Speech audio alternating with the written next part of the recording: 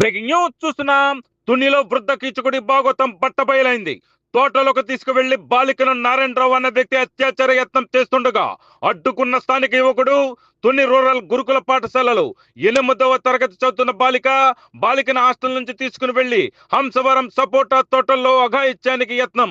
వృద్ధ కీచకుడి భాగవతాన్ని గుర్తించి బాలికను రక్షించిన స్థానికుడు తప్పు చేసి బాలికను మూత్ర విసర్జనకు తీసుకొచ్చానని ఎదురు బుకాయింపు. నేనెవరో తెలుసా, మున్సిపల్ కౌన్సిలర్ అంటూ వార్నింగ్. ఆ యువకుడు గట్టిగా నిలదీయడంతో అక్కడి నుంచి పరారి. హాస్టల్ నుంచి బాలికను నారాయణరావు బయటకు తీసుకువెళ్లడంపై వ్యక్తమవుతున్న అనుమానాలు. ఆ తరువాత ఈ వీడియో సామాజిక మాధ్యమాల్లో వైరల్ అవడంతో కామాంధుడు తాటిక నారాయణరావుకు పోలీసులు ఎదురుగానే స్థానికులు దేహశుద్ధి.